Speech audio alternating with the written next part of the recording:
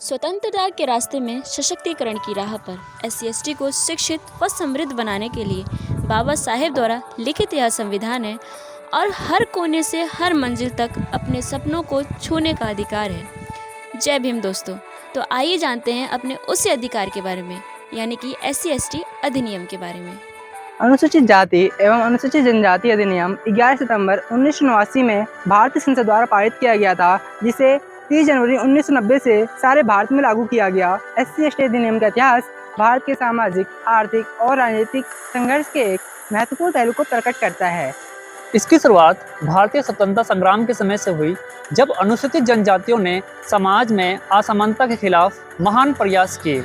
इस अवधि में भारतीय समाज ने असमानता और जातिवाद के खिलाफ संघर्ष किया, जिसमें स्वतंत्रता संग्राम के नेताओं, समाज सेवियों एवं अन्य सामाजिक क्रांतिकारियों ने भी भाग लिया।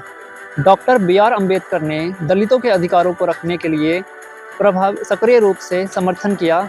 उन्होंने दलितों के मुद्दों को प्रभावी ढंग से रखने के लिए 1942 में अखिल भारतीय अनुसूचित जाति महासंघ की स्थापना की। यह अधिनियम उस प्रत्येक व्यक्ति पर लागू होता है जो अनुसूचित जातियां एवं अनुसूचित जनजातियों के समुदायों का सदस्य नहीं है तथा वह इन समुदायों का उत्पीड़न करता है। इस अधिनियम में 5 अध्याय एवं 23 धाराएं हैं।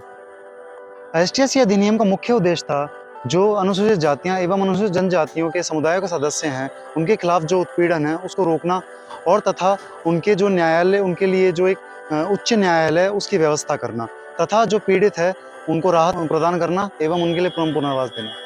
आइए जानते हैं SC/ST एक्ट से होने वाले कुछ फायदों के बारे में। वितरण की प्रक्रिया। अनुसूचित जाति के उत्पीड़ित व्यक्ति के द्वारा FIR दर्ज कराने पर विभाग द्वारा प्रथम चरण में लाभार्थी को आर्थिक सहायता मुहैया कराने का प्रावधान है। सामान्य अपराध सिद्ध होने की स्थिति में उत्पीड़ित व्यक्ति को 40,000 से 50,000 की आर्थिक सहायता मुहैया कराने का प्रावधान है। भारतीय संविधानों के प्रावधानों के अनुसार यह संघ सरकार और भारत के राज्य और क्षेत्रों को सामाजिक और शैक्षिक रूप से पिछड़े नागरिकों के लिए शिक्षा में प्रवेश, रोजगार, पदोन्नति, राजनीतिक निकायों आदि में विशेष प्रतिशत पर आरक्षित कोटा या सीटें प्रदान करने की अनुमति देता है। यह अधिनियम अनुसूचित जाति एवं जनजाति पे हुए अपराधों के निवारण के लिए है। यह अधिनियम ऐसे अपराधों के संबंध में मुकदमा चलाने तथा ऐसे अपराधों से पीड़ित व्यक्तियों के लिए राहत एवं पुनर्वास का प्रावधान करता है।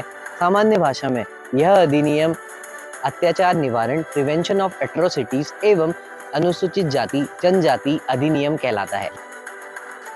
इस कानून की 3 विशेषताएं हैं। यह अनुसूचित जाति एवं जनजातियों में शामिल व्यक्तियों के खिलाफ अपराधों को दंडित करता है।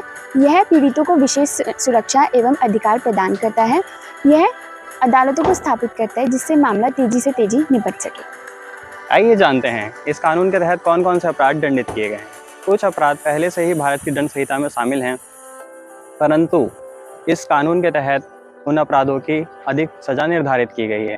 अनुसूचित जाति और अनुसूचित जनजातियों के सदस्यों के विरुद्ध होने वाले क्रूर और अपमानजनक व्यवहारों, जैसे कि अखाद्य पदार्थ खिलाना, उनका सामाजिक बहिष्कार करना आदि जैसी घटनाओं को इस कानून के तहत अपराध की श्रेणी में रखा गया है।